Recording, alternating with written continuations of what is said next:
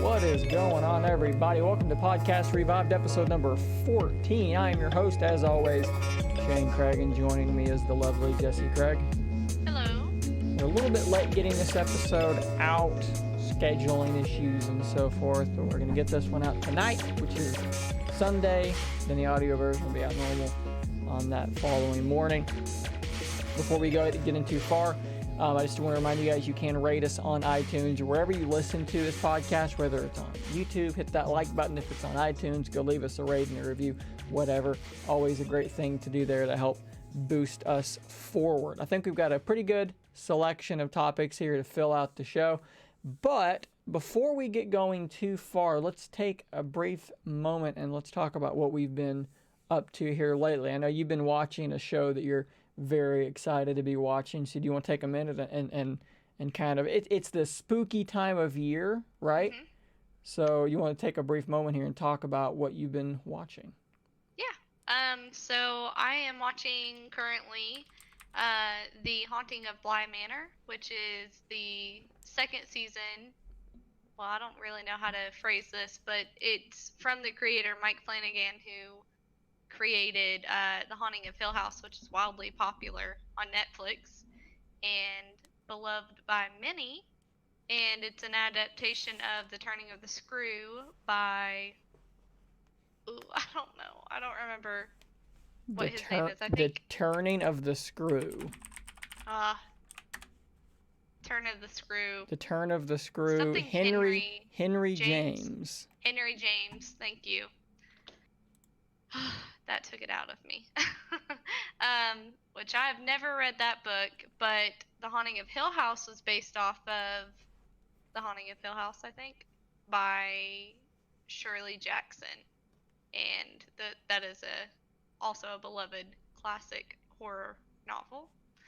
So, and it's everything I love. There are hidden ghosts in the show that you can find in like pretty much every scene, which I love. It's the hidden ghosts, I think, that really get you. I love You know, them. it's the ones that are just out in the open that it's like, well, what's the harm there? Those are part of the story. I don't care about them. I only care about the hidden ones. So it's a show about a haunting in this big house. So it's haunted. There's ghosts there. It seems to be haunted, yeah. So do these ghosts hurt people, or are they just like... That's always my question in these movies, because there are ghost movies where the ghosts are in shows where the ghosts are just ghosts and they're like non-corporeal, and I'm like not so sure how that's like threatening. Are these ghosts able to like drop a chandelier on your head or something maybe? The hidden ghosts don't seem to do anything. They seem to just kind of hang out like in the background. Like I feel like they're watchers too. Like they're watching what we're watching. So we're kind of on the same team. They're just kind of chilling in the background, watching the drama unfold. And it's sinister because some of the scenes are really intimate between two characters, and then there's like some freaking like plague doctor ghost in the background, and he's just like, ooh. They do a lot of moaning from what I've seen. I've only seen part of one episode with you. A lot of moaning. Spoiler alert, there was one moaning ghost, and she was not a hidden ghost. She was very in plain sight and awful. I don't know. The ones that are not hidden seem to be troublemakers, I guess. So, but I love it. It's good. Mike Flanagan does a great job of telling a story that hits important topics to all of us, like loss or possibly abusive relationships is a theme that's coming up in this one, which kind of hits a little hard. And as well as like people who are suffering from like anxiety or depression or drug abuse, things that we can all kind of relate to, and he does a really great job of it. So I recommend it. Very cool. I don't so much like the suspenseful shows, the suspenseful movies and so forth, because they make me anxious, and I don't scared. I don't understand the like I just like that's a negative emotion to me.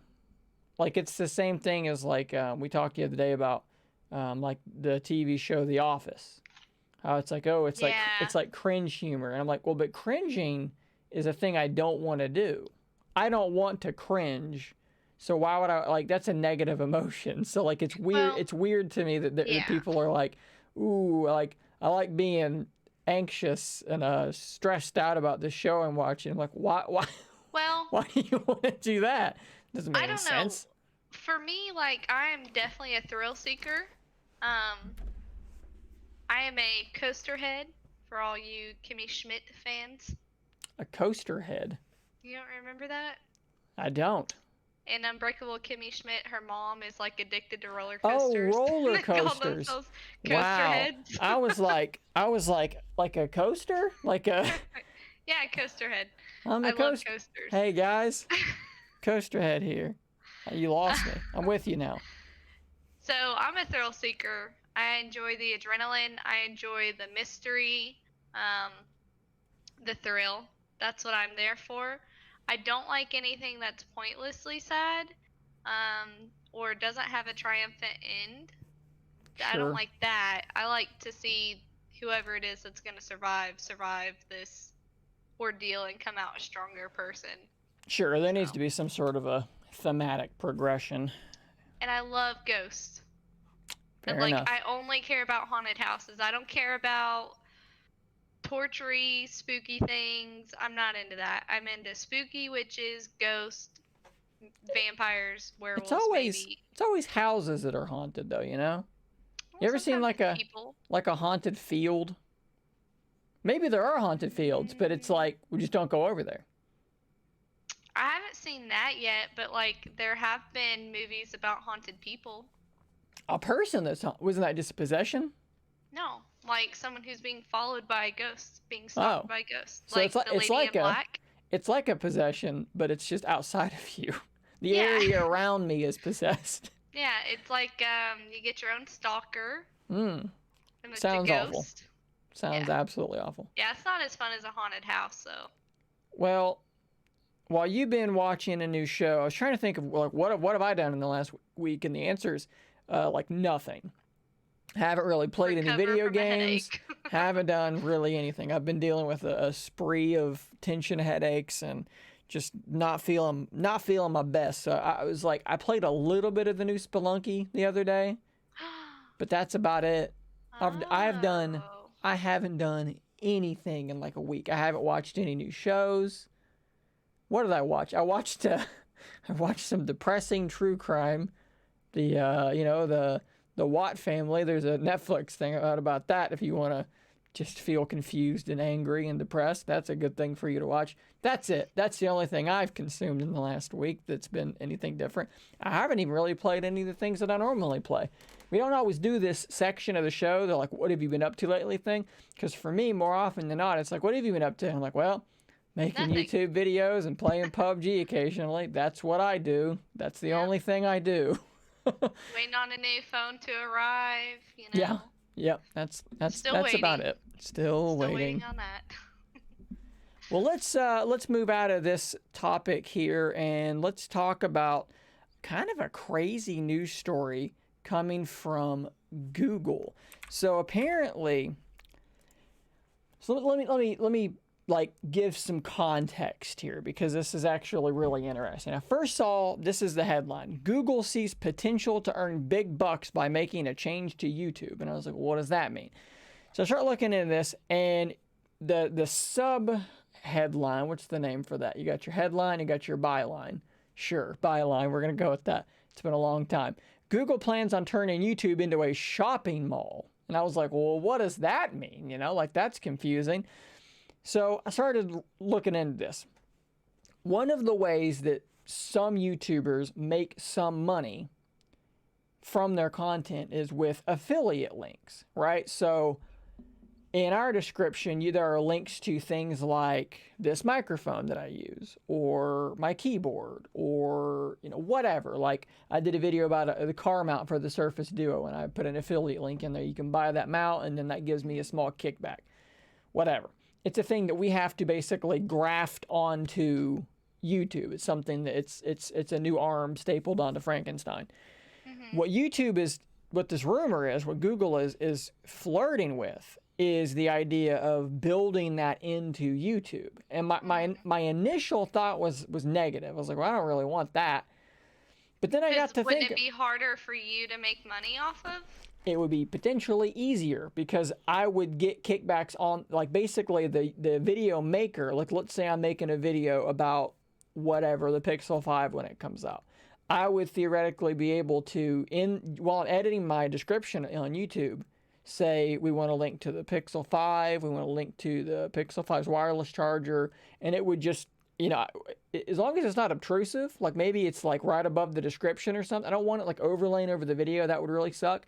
But like if it did it in a way that was like not obtrusive and it was more visually pleasing, because right now it's literally text and then a link in the description that most people don't see.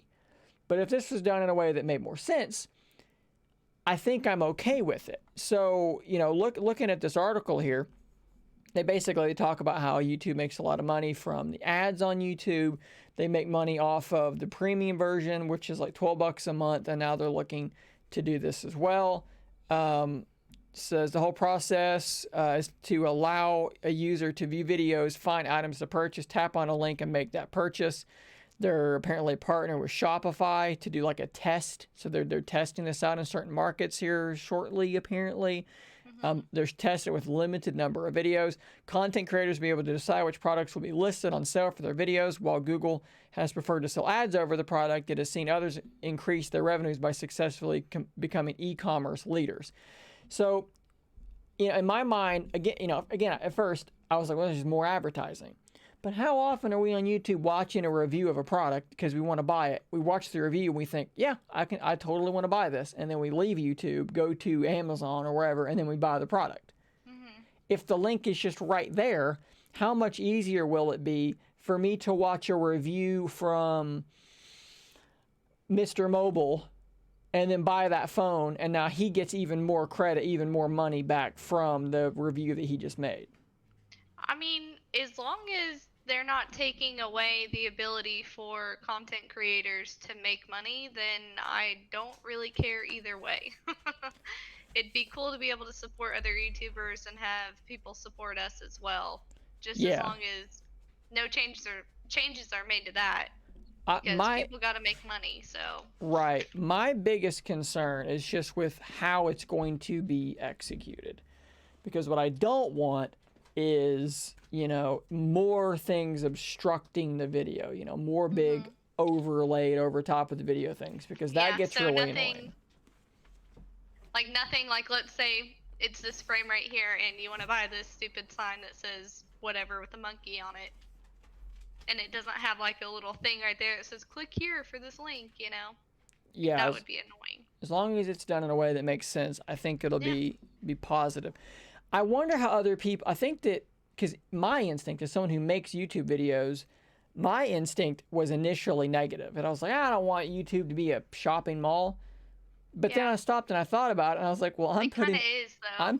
Everybody puts affiliate links in their description to try and make extra money off YouTube. Yeah. A lot of us are all trying to push something on social media. So, I mean, it essentially already is a shopping mall. I guess the question, you're basically just replacing Amazon with something else. And if it looks better, it may translate to more sales, which will translate to more money in the pockets of the content creators. So I see this as a way to, take something that most people already do and then make it into something that might make them more money by doing it. Maybe you put it in like the end of the video, like at the end credits, or the way it sounds. Put it down below. I mean, it says, it says last year Google started the aforementioned Shopify integration, allowing YouTube creators to list up to 12 items for sale in a carousel below their videos. I don't know anything about that. There's no option on my stuff to do that. Maybe that's a limited thing as well. But if it is a carousel below your video, what is that? A carousel? It would just be like a bunch of you could hit like a button and it would scroll through them. Oh, okay. Yeah. I think that could potentially be pretty interesting. I think it's pretty a pretty interesting concept. And I'm kind of actually now surprised that we've not seen this already. Like, it seems like obvious now.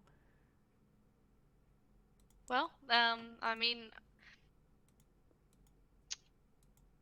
don't know what else to say about it. We've pretty much already got affiliate links, so I mean, just throw those in there. That's fine too. Like I said, as long as it doesn't affect anyone's ability to make money, then whatever, you know? Right, right. So over the last couple of weeks, we've been kind of moving closer and closer to the launches of the next gen consoles, PS5, Xbox Series X, and Series S. And one of the things that's been talked about quite a bit with these consoles has been backwards compatibility.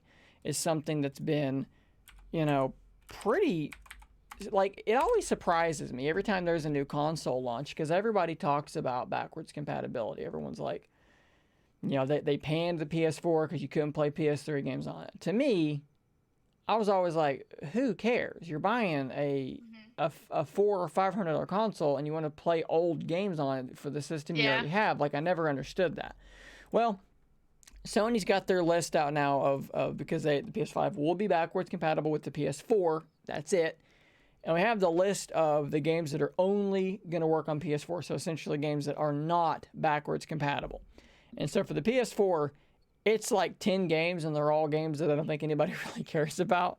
You ever heard of You ever heard of Joe's Diner? No. Well, guys, I got bad news for you. On your PS5, you're not going to be able to play Joe's Diner. Yeah, when I was looking at the list, I was just like, what is this? Like, I've not heard of most of these. So so basically, you're going to be able to play any PS4 game you want on your PS5. And likewise, Xbox Series X, you're going to be able to play everything all the way back to Xbox. I think back to the original Xbox, if I'm not mistaken, which is like incredible. Here's the thing though, and I need to confirm if this is the case on the PS5 or not. I hope that it is, but I don't think it is to the extent that they're doing it on Xbox. On the new Xbox consoles, they're not just doing normal backwards compatibility. It isn't just like in years gone by, like the PS3 that could play PS2 games. There was literally a PS2 chip inside that PS3, which is why it could play. It wasn't emulating. It was literally just playing the game because it was a PS2 inside there.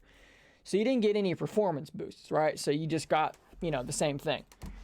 So with the new Xboxes, what they're doing is actually really, really interesting. You are going to, let's say you load up your Xbox Series X and you load up, I don't know, just pick a last gen game. Pick like Doom Eternal or something like that. Okay, so it's going to load faster than it did on your old Xbox, probably considerably faster. They are adding there's an AI-based HDR that's being applied to these games. So you're going to have much improved dynamic range. So the visuals will actually look a little bit better in terms of dynamic range, which can go quite a long ways. You're going to have better performance. So if a game was like, targeting 30 FPS but struggled to get there, well, it's going to get there now. And if it was dynamic resolution, so like sometimes it was, 4K and then you got to heavier situations, it would drop down to 1440p and then jump back up to 4K dynamically. With the Series X, you're probably going to get locked 4K. So you're not just going to get to play these older games, you're going to get to play them with better performance than you got to play them on your old Xbox. Maybe that's what everyone's secretly been wanting this whole time. But that's never what it's been, though. Like, it's always been exactly the same or, like, worse somehow. Yeah. But this time, like, I'm seeing stuff about this, and I'm like, people are like, oh, people are going to actually want to load up their old games to see how they look and perform on this new console. To see what happens. Yeah, I'm curious myself. It's actually really, like I said, I've never cared about playing these older games. Like, it never made any sense to me. Like, I'm here to play the new games. Like, if I've already got a PS4, I'm not going to play PS4 games on my PS5. But if I could, it's like when I had the PS3 and The Last of Us came out, and then they made The Last of Us remastered, and it's like, ooh, it's prettier. I bought it again, and I played it there again, because I wanted to see it with a higher frame rate and with better visuals. Well, you're going to get, not to that degree, because you're not going to get up-res textures, but you're going to get higher resolution potentially, and you're going to get HDR, and you're going to get a better frame rate. So Man, that's like really cool. I actually see that now as kind of a selling feature of this thing Mhm. where I really didn't before. Yeah. Well, I mean, here's the thing. I'm never going to get mad at anyone for saying that they want backwards compatibility on a console because we spend a lot of money on games. And although I know that they haven't changed, they've been $60 for the most part for most games for a very long time. That is still a lot of money for a lot of people. So I'm not going Yeah. to be mad when people say that they want that because there are people that do play their games. It's not everybody, but it's a lot of people, and sometimes it's just for the novelty of it. Yeah. It's not necessarily something that we all use, but I say just if there's a way to do it, just throw it in there because people do ask for it. So Yeah, they're spending a lot of money on your console. Let's try and do things that they want from it. and it's been something that I think has been a really big positive, like on the PR side, excuse me, for Mhm. Microsoft because they started pushing this before Sony did. So it got to Mhm. make Microsoft look like, hey, we heard you guys, we heard what you want, and we're going to give it to you. Whereas Sony's like, oh we're going to work on that too, I guess. So Mhm. I pulled it up on PlayStation blog, and on the PS5, they're saying you'll see. So this is, hey Rutherford, knock it off. Dog's back there licking himself inappropriately. So it says select PS4 titles will see increased loading speeds on the PS5 console and will also leverage Game Boost, offering improved or more stable frame rates. Some titles with unlocked frame rates or dynamic resolution up to 4K may see higher fidelity. So there you go. So the Xbox Series X is giving you HDR. On top of that, that they're applying to everything, even games that weren't designed with HDR in mind. They're like, Mhm. the hell with it. Let's put HDR in there anyways. Let's try it. So that's actually quite interesting. So and you know, games that you got on PlayStation Plus, that's in your library. Go right They're ahead, gonna carry over. That's download it on your amazing. PS5. I've Um, got a lot of really good PS4 games that I'd love to see on a new system. PSVR, good to go, no problem at all. Um, uh, as far as like game saves and so forth, they're saying if you've stored your PS4 save data on a USB device, you can plug it in. If you're a PS Plus member and it's in the cloud, you can sync your saves so you can pick up and carry right on. Pretty cool. I'm actually, yeah, I don't know. I, I guess I hadn't really considered that they were going to be improved on the new consoles because in the past it Yeah. was always just the same thing. You're just getting the same game but on a new system. Let's see, is there anything else here Gosh, worth? man, I feel like they're finally like competing again. Like it's been a long time, I feel like, since we've had such a down and dirty competition between the two uh main consoles, and I feel like they're both competing again. Yeah, yeah, it's definitely a really interesting back and forth right now because the two consoles are incredibly similar from a hardware perspective. They're both running basically the same hardware. Like you're running a Zen 2, Ryzen processor. It's they're almost identical. They're customized a little bit on both sides, but they're pretty much the same. Mhm. The Xbox Series X is a little bit boosted, whereas, but I mean, they're close enough that you're not like, it's like, look through the console generations and, go back through and look at the games that are on them. How often can you tell somebody which one was more powerful? Because they all wind up looking about the same. Like the Mhm. PS3 was technically more powerful, but third party multi platform games almost always ran worse because it was harder to code for. In this instance, they're going for slightly different strategies where the Xbox Series X is slightly more powerful, I believe, on the GPU side of things. The PS5 has they both have a really fast SSD, but the PS5's SSD is like obscenely fast. It's 5.5 gigabytes a second, whereas the Xbox's is like 2.4 gigabytes a second. Like, again, don't get me wrong, that's crazy fast. Like, they're showing their smart resume feature or quick resume, smart resume. I don't remember. Basically, where you can be playing Doom, go home, play another game, and want to go back to Doom and load it back up, and 15 seconds later, you're in from one game to in the middle of that game again, which is Oh yeah. awesome. That's super fast. But with the PS5, they're, what are they going to do with this crazy fast solid state drive? I mean, I'm more curious about that than anything, because it's like, you're using it for what, like streaming textures in, so like no load screens, I guess. I mean, that's cool, but like I almost feel like 5.5 gigs a second. That is so like mind-bogglingly fast, and I'm like, there's got to be something else you can do with it. There's got to be, and that will translate onto the PC space, because those crazy fast M.2 drives will be available on your computer. You have to have a new board to do it, but it will become a thing. So then game developers can develop, their software to take advantage of these really fast read and write speeds, and that will be something you'll be able to use on your PC as well. So in this instance, the consoles are actually going to be pushing what PCs are doing, which is quite strange. I mean, granted, really awesome. Granted, we just got our Ryzen, our new Ryzen chips announced, and they're insane. That for the first time, AMD's Ryzen chips are being priced actually slightly more expensive than the Intel offerings, because the performance is better. They're actually saying, okay, now not only are we better than you, we're going to charge people $20 more because we're better than you, and it's worth it, and people have bought in now. So they've been so the new consoles have been leapfrogged in that sense, that you are going to get the now what is the last gen of the Ryzen stuff. But you still couldn't build a computer that would perform like these consoles could for the price of these consoles. Which is really awesome too, because I feel like it's been a while since you could, have a console that was more powerful than a PC. For the dollar. I mean, it's kind of nutty to think about.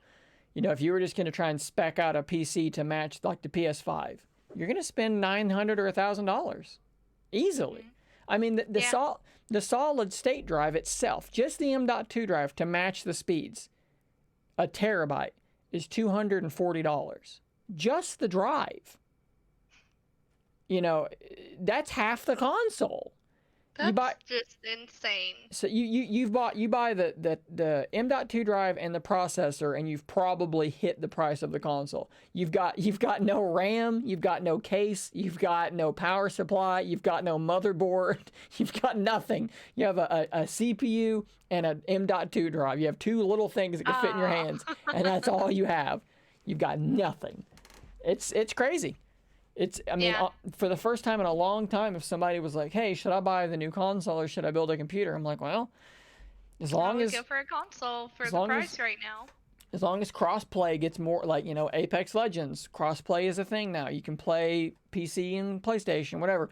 As long as that becomes more and more, proliferated,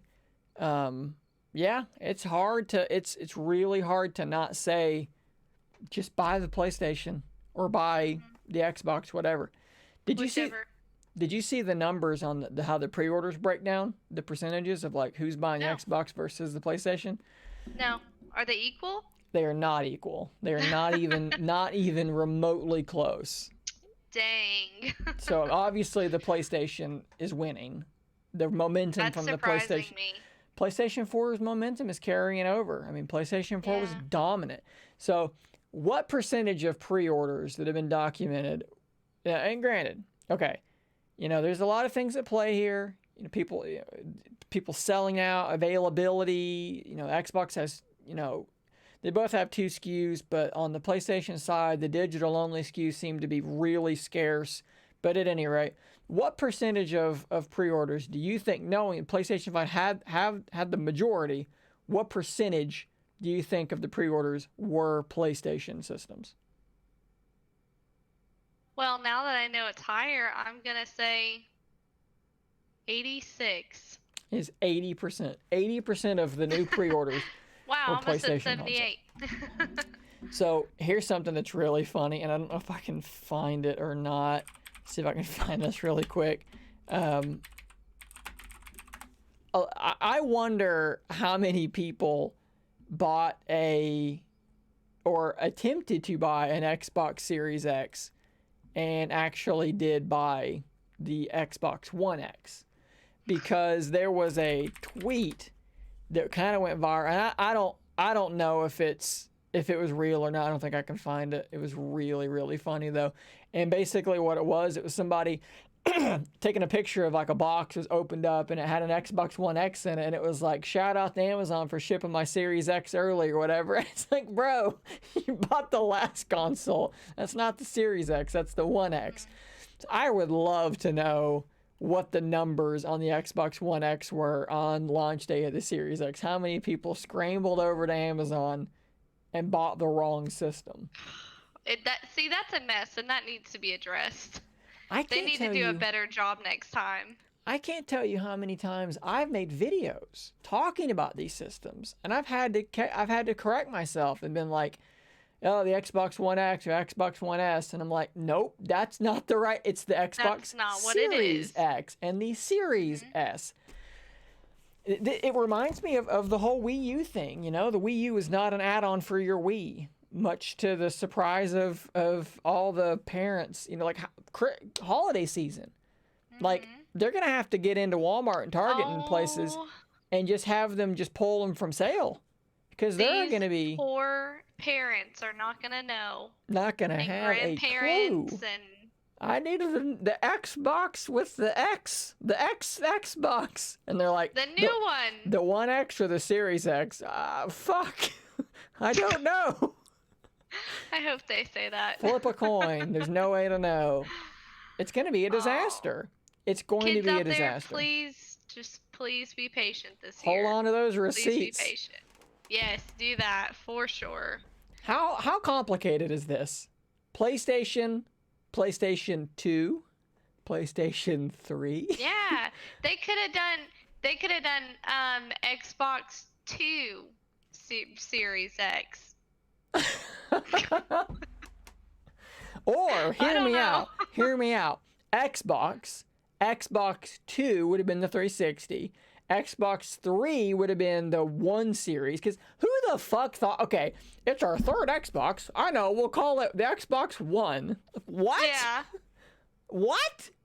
It's and like they were gonna start over, but then they didn't start over, and they should have just started over. What is 360? Like, that doesn't even make sense from full circle. From any standpoint. Okay, for those watching this on YouTube, I'm going to demonstrate for you a 360. Okay, I'm facing this way. I'm going to do a 360. And I'm facing the same direction again. Nothing has changed. A 360 indicates that nothing has changed. It's a stupid name. Like, what would you call it? Like 180? Well, now we're going the other way? Like, what does that mean? Xbox 90. We're going over here now. Let's do Xbox algebra or hypotenuse or geometry. I don't want to do math when I play games, all right? It should have just been Xbox 2, then the Xbox 1 would be the Xbox 3, and then you would have had Xbox. You could have just done Xbox 3S, 3X. Simple. We do this with phones all the time. Xbox 4. Or if you wanted to change this thing and go to the series thing, you could go to the series thing and nobody would be confused. It's a stupid name. Do you remember when we used to have like articles like before the PS4 was announced, and they would be like, ooh, is the PlayStation gonna have a new name on it? Well, there were rumors. No. There were rumors that the PlayStation 4. Yeah, there were rumors that the PlayStation 4 was going to get rebooted and just be called PlayStation. I'm so glad they didn't do that. I would have been okay with that, just simply because, like, okay, yeah, just count, it's fine. I mean, it would have been nostalgic. Answer. Yeah, like it could have just been sleek, like this. This is just the PlayStation. That's it. PlayStation. But then you get to the question of, well, then what's the next one? Is it PlayStation 2? Are we just going to do that again? PlayStation 2. Because the PlayStation 2 is 1. Yeah, I mean, what do you do then? So then do you go rebooted. Then do you go back? Boogaloo. PlayStation 2 Electric Boogaloo. Do you then go back and then do PlayStation 4 after that one? Like, what do you do there? So it was smart to just keep counting. I bet you money the next one's going to be PlayStation 6. There's no reason not to. I hope they keep doing it. I hope they do that because, you know, in the year 2050 when we're fucking old and shit, I don't know how old we'll be, but we'll be old. And, you know, we've got our PlayStation 9. family It'll be like, yeah, the PS9 or 10, and we'll be like, oh, It's fine. I was there for one, For and the when kids are gonna be like, I you're old as remember. fuck. I remember when it was just PlayStation. I remember when the analog sticks didn't really do anything. When there was a button to turn them off. And it never worked. It was just there for looks. Why wasn't it like in People, like if we had a son and I named him Shane, I wouldn't call him Shane 2, he'd be Shane Jr., right? So what about like PlayStation Junior? PlayStation Junior, and then it becomes PlayStation Senior. Okay, I don't know. And then you got PlayStation the third. Well, yeah, it'd just be the third, the fourth, the I'm fifth. just adding the PlayStation the fifth. I almost said PlayStation the 5. Stupid. PlayStation the fifth. I like it. Almost spit that out. I like that naming convention. What about Nintendo's always been bad about that stuff though. Like they've never followed any kind of convention, right? So there was They just make shit up and they're like, whatever. You got the Nintendo Entertainment System, which fine, NES. Then you got the Super Nintendo Entertainment System, so maybe it should have been Super PlayStation, right? That would have been cool. So then you got SNES, and if you read SNES as SNES, and you say SNES in person to me, I'm gonna punch you in the throat. I hate that. I hate that. Kind of annoying. Just say SNES. It's an SNES, or it's a Super Nintendo. Don't call it a SNES. That's just infuriating to me. SNES sounds like something you buy at a gas station. Not. It's gross. Then you got the N64, which was just Nintendo 64, because it was a 64-bit processor, and that was when that was important. When, like, how many bits is the PlayStation 5? It's a PlayStation 1 billion. Who knows? Are we even measuring bits anymore? Like, that's not even a thing. Then you got the GameCube, which is perfect. What is it? Well, it's a cube you game with. It's a game. Well, it's like the Xbox, but it's like the game box. Yeah. Then you got. I remember when the Wii was announced that it was gonna be called the Wii, and everybody was like, "What? The Wii? Like what you do?" Wasn't like its code name even better? The Nintendo. Its code name was cool. The Revolution. Yeah, that would have been really cool. Yeah, the Revolution was really cool, but then they went with Wii, and everybody was like, okay, and they were like, "Oh, it's like Wii, like we play together, you know, like us." And you know what?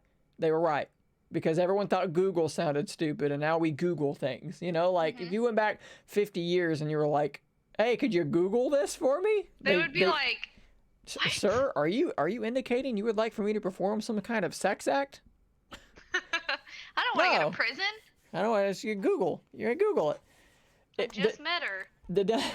The dumber sounding the name, the more it stands out eventually. But then they screwed up. Because then they went Wii U, and that confused everybody. Nobody knew what that was.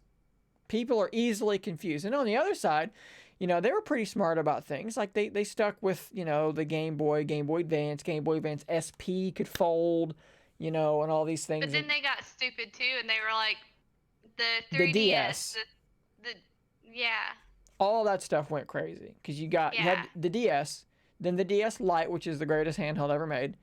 Then I think you got the DSi next, which still played DS games, but they added cameras to it. And it was a little bit more powerful, but it still played the same games.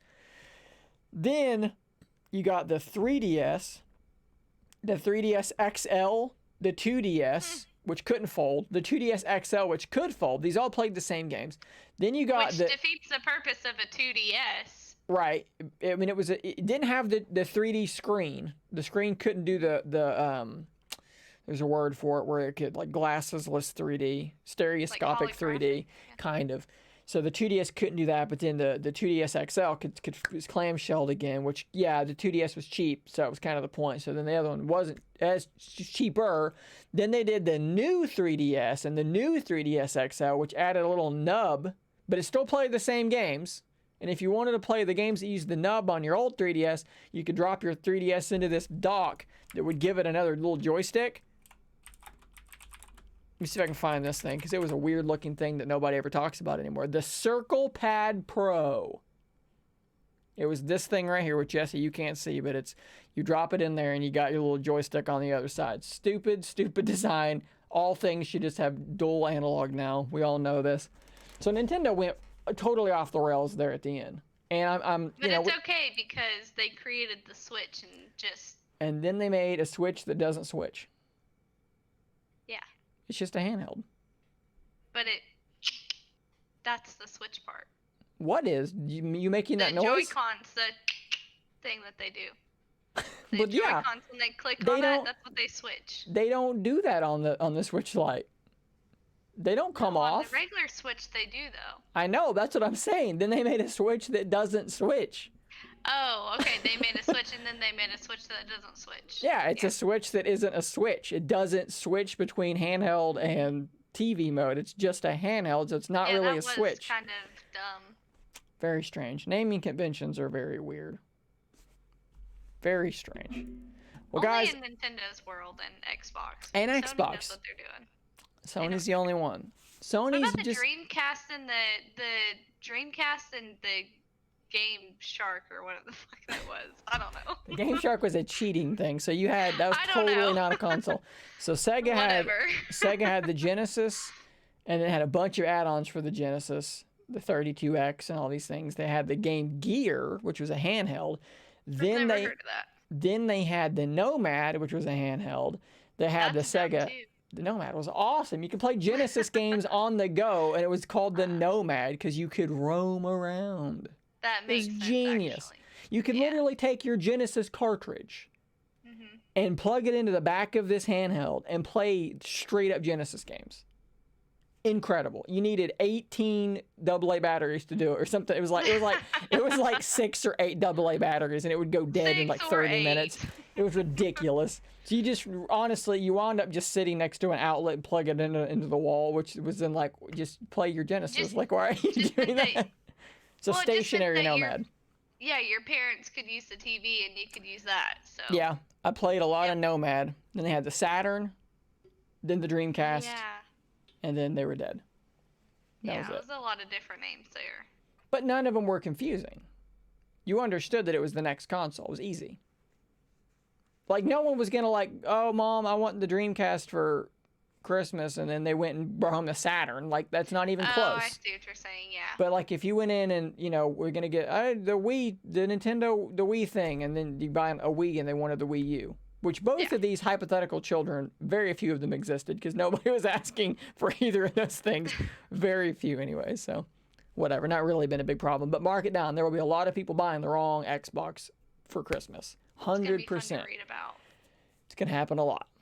So, guys, I think that brings us to the end of this episode. As always, you can head over to scaryflowdrill.com for links to the YouTube, Twitter, Facebook page, Instagram. You can find us on all those and interact with us on all those things. I want to remind you again to go give us a rating or a like on this video or a rating on iTunes. That does help us out quite a bit. And if you do leave a review, I will read the review on the next episode of the podcast.